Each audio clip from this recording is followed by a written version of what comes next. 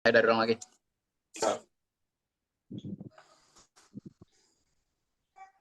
Assalamualaikum warahmatullahi wabarakatuh. Selamat sore kepada teman-teman dan kepada Pak dosen. Kami dari kelompok 1 hari ini akan mempresentasikan tugas akhir audit teknologi informasi dengan judul Audit Sistem Ujian Online Universitas Bina Sarana Informatika menggunakan framework COVID-5 dengan domain DSS. Sebelum memasuki topik utama, ini adalah anggota kelompok kami. Ada 4 orang. Yang pertama ada saya, Adi Herawan, dengan NIM 172070074. Kedua ada Abdullah Faki dengan NIM 172070066. Ketiga ada Muhammad Zulfareja dengan NIM 172070003. Dan keempat ada Wega Satya dengan NIM 172070044. Ini adalah konten yang akan kita bawakan hari ini. Ada 4 konten. Yang pertama ada latar belakang, ringkasan singkat latar belakang. Kedua ada tinjauan pustaka, yaitu berisi definisi dan penjelasan. Ketiga ada metode dan hasil. Keempat ada kesimpulan. Baik, pertama kita masuk ke latar belakang yang akan saya bacakan. Pertama adalah pendahuluan.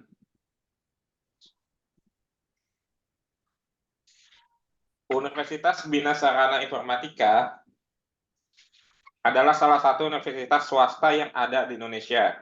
Sebagai universitas yang berdasar pada bidang teknologi, Universitas Bina Sarana Informatika sudah menggunakan teknologi informasi dalam melakukan operasional kegiatannya, seperti IKTM, dashboard pembelajaran, bahkan sampai ke sistem ujian online. Untuk sistem ujian online, kita singkat dengan SUO, adalah sebuah sistem yang digunakan oleh mahasiswa Universitas Bina Sarana Informatika untuk melakukan ujian baik UTS maupun UAS. Dalam kegiatannya, sistem ujian online ini sudah berjalan, tetapi sayangnya masih banyak kendala yang terjadi pada saat menggunakan sistem ini.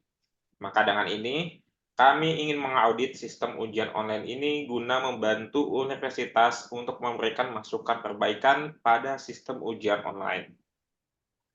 Kedua, ada tinjauan pustaka yang akan dibawakan oleh Faki. Silakan, Faki. Oke, baik. Selanjutnya adalah tinjauan pustaka. Boleh dilihat. Audit sistem informasi merupakan penilaian atau pertimbangan yang bersifat independen atau kebijakan positif. Standar pengukuran dan praktik untuk menjaga atau mencegah adanya informasi yang hilang atau rusak yang disengaja maupun tidak disengaja. Dalam COVID-nya ada 2, yaitu yang pertama umum. COVID adalah singkatan dari Control Objective for Information and Related Technology. Pada umumnya, COVID adalah kerangka kerja atau framework tata kelola TI yang mendefinisikan cara dan metode suatu organisasi. Yang kedua ialah COVID, sebuah sistem versi terbaru yang menyatukan cara berpikir yang mutakhir dalam teknik dan tata kelola TI perusahaan. COVID-5 juga memiliki 5 domain dan 37 proses yang dapat digunakan untuk melakukan proses audit. Ini adalah 5 prinsip COVID. Yang pertama, stakeholders atau keinginan pemangku kepentingan. Yang kedua adalah covering enterprise and mencakup enterprise. Yang ketiga adalah applying a single integrated framework. Itu merupakan single framework terpadu. Yang keempat, enabling a holistic approach, mengaktifkan tata pendekatan yang menyeluruh. Yang kelima adalah separating governance from management, itu memisahkan tata kelola dari.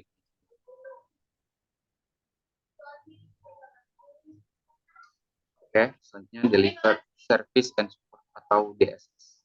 Domain yang digunakan dalam proses audit ini yaitu deliver service and support atau biasa dikenal dengan DSS. Dengan melakukan uji kematangan pada proses dari domain menggunakan capability level, mulai dari pemberian layanan, pengelolaan keamanan, dan kontinuitas, dukungan layanan untuk pengguna, dan pengelolaan sistem serta fasilitas operasional. Oke, yang ketiga adalah metode hasil dilanjutkan oleh Pegasus. Oke, selanjutnya adalah metode dan hasil. Nah, di sini ada flowchart yang dimulai dari identifikasi masalah, mengumpulkan data, proses audit, hasil audit, dan hingga selesai. Nah, yang pertama ada identifikasi masalah. Berdasarkan hal tersebut, maka dilaksanakan observasi untuk mengetahui permasalahan terkait dengan yang sedang terjadi di universitas terkait objek penelitian dan dilanjutkan dengan menentukan batasan masalah. Setelah itu, penelitian melakukan studi pendahuluan meliputi studi pustaka, studi objek penelitian, dan dengan upaya menyelesaikan permasalahan mengenai ujian yang dilakukan secara online yang dilakukan di universitas. Yang kedua adalah mengumpulkan data. Observasi adalah suatu kegiatan yang dilakukan untuk melakukan pengamatan mengenai suatu objek tertentu secara langsung. Dan B, wawancara adalah percakapan dua orang atau lebih yang berlangsung antara narasumber dan pewawancara dengan tujuan mengumpulkan data-data berupa informasi. Yang ketiga, mengumpulkan data.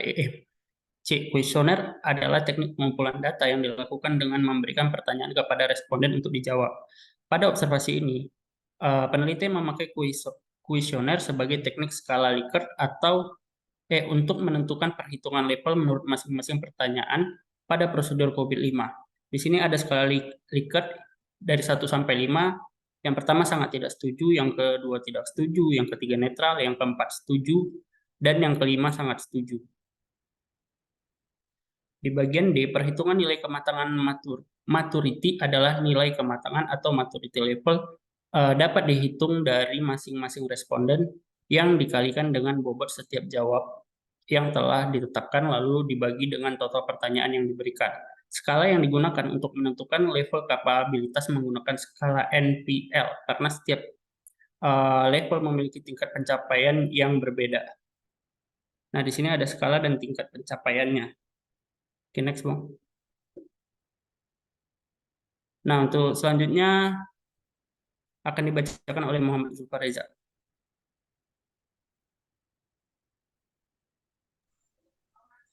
Di sini ada deskripsi tingkat maturity model. Yang di sini ada 5 level. Yang pertama ada incomplete process, yang kedua ada perform process, yang ketiga ada manage process, yang keempat ada establish process, yang kelima ada predictable process, dan yang terakhir ada opti process. Incomplete process. Oke, nilai kesenjangan kematangan saat ini dibuat berdasarkan nilai kematangan yang diketahui masing-masing dalam domain. Lalu studi literatur, yaitu membuat pengumpulan data dan informasi dari sebuah literatur seperti buku, jurnal, dan artikel melalui internet yang berkaitan dengan judul.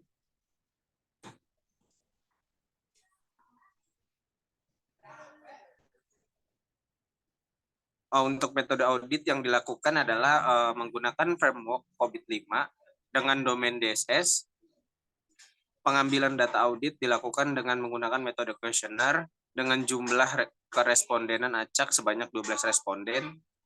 Lalu analisa audit dilakukan dengan menganalisa hasil dari pengolahan data yang kemudian dihitung indeks maturity pada setiap subdomain dan dihitung juga indeks maturity-nya pada domain terkait.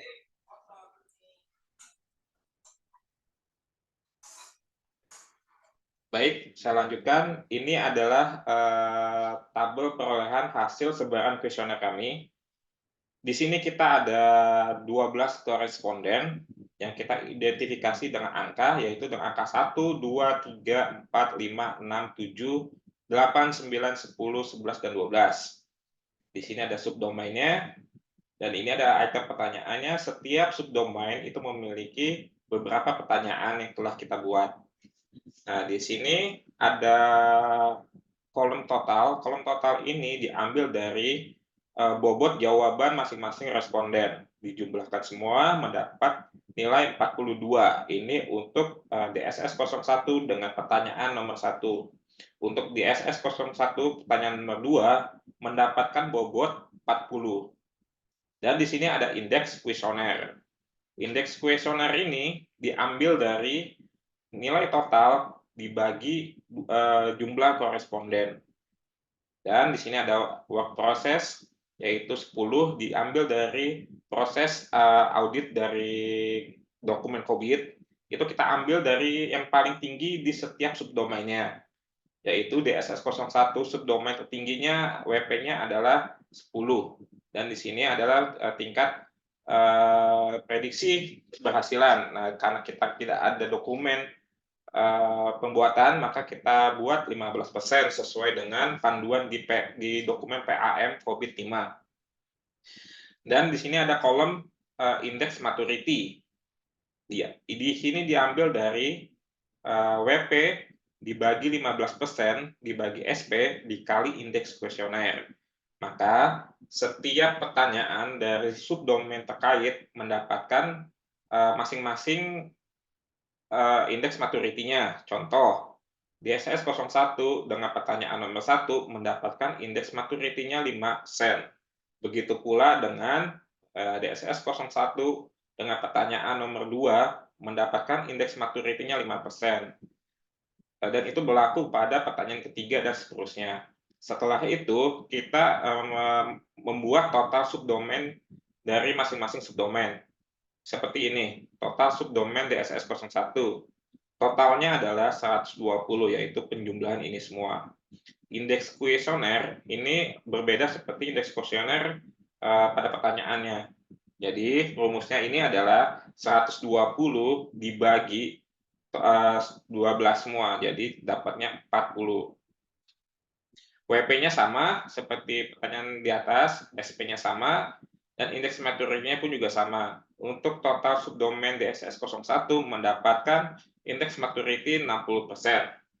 Untuk DSS 02 mendapatkan indeks maturity sekitar 40%. Dan 60% ini adalah levelnya mendapatkan level largely achieved, dan 40% adalah partially achieved. Di sini sama seperti DSS 01 subdomainnya, DSS 03, DSS 04, DSS 05, dan sampai DSS 06, yaitu subdomain terakhir, memiliki indeks maturity yang berbeda-beda. Dan total semua dari domain DSS mendapatkan indeks maturity-nya sekitar 30% atau partially achieved. Dan ini adalah rekapitulasi model capability-nya. Di SSS 01 kita masukkan indeks kuesionernya di sini semua. Total subproses itu mendapatkan 10. Rata-rata prosesnya adalah 3,3. Maturity levelnya mendapatkan nilai level 3, yaitu established process. Di DSS 02 mendapatkan 9,42. Ini didapatkan di jumlah semua dibagi dengan 3 pertanyaan. Jumlah pertanyaan. Mendapatkan rata-rata proses itu 3,14 dan maturity levelnya mendapatkan 3 established process. Untuk DSS 03 sama mendapatkan maturity levelnya yaitu adalah level 3 established process. Untuk DSS 04 maturity levelnya mendapatkan nilai 2 yaitu managed process. DSS 05 dan DSS 06 mendapatkan maturity levelnya juga 3 yaitu established process. Total dari semua rata-rata proses dari domain DSS mendapatkan 18,05. Total domainnya ada 6. Jadi 18,5 dibagi 6, yaitu mendapatkan nilai tingkat capability-nya 3,01 atau kita buat persen menjadi 30%, dan itu berada di pada maturity level 3 yaitu established process. Ini adalah gap selisih dari current maturity kita ambil dari expected maturity, yaitu mempunyai gap selisih masing-masing subdomain. Contoh, DSS 01 current maturity-nya mendapatkan 3,3. Expect maturity-nya 4. Kita ambil yang tertinggi. Jadi gap selisihnya adalah 4 dikurang 3,3 yaitu 0,67. Begitu juga dengan DSS 02 mendapatkan gap selisih 0,86, DSS 03 mendapatkan selisih 0,83, DSS 04 mendapatkan selisih 1,5, DSS 05 mendapatkan selisih 0,79, dan DSS 06 mendapatkan selisih 1,29. Dan ini adalah grafik dari gap dan selisih ini. Baik, kita masuk ke konteks terakhir, yaitu adalah kesimpulan. Berdasarkan hasil audit yang dilakukan, maka kesimpulan untuk sistem ujian online pada Universitas Bina Sarana Informatika didapatkan tingkat kematangan berada pada level 3. Level 3 adalah established level, yang artinya proses IT telah terdefinisi dengan baik dan telah terstandarisasi. Dan berdasarkan perhitungan bahwa hasil dari audit sistem ujian online menggunakan domain DSS, COVID-5 adalah 0,30 atau 30%. Hasil yang didapat adalah partially achieved atau tercapai sebagian. Berdasarkan tersebut, maka bisa diambil kesimpulan bahwa sistem ujian online sudah berjalan dengan baik, tetapi masih diperlukan peningkatan secara konsisten agar kesalahan yang diketahui tidak terjadi kembali. Rekomendasi dari kami berdasarkan hasil audit tersebut adalah di sini kita ada 5 rekomendasi. Pertama, itu adalah monitoring. Memonitoring dan mengevaluasi sistem secara berkala. Nomor 2, ada peraturan kinerja. Membuat peraturan kinerja yang lebih baik, lebih detail, agar maintenance dan operasional lebih terukur. Nomor 3, ada pembaruan. Perlu adanya pembaruan baik dari sistem maupun kinerja agar sistem bisa berjalan lebih efisien dan efektif. Yang keempat adalah evaluasi, mengevaluasi segala error atau gangguan yang terjadi. Nomor kelima adalah bekerjasama dengan pihak ketiga, yaitu melakukan kerjasama kepada pihak ketiga untuk menjaga performa sistem. Baik, sekian dari kami, kelompok 1. Selebihnya kami mohon maaf apabila ada kekurangan dalam menyampaikan hasil audit kami. Kami mengucapkan terima kasih. Wassalamualaikum warahmatullahi wabarakatuh.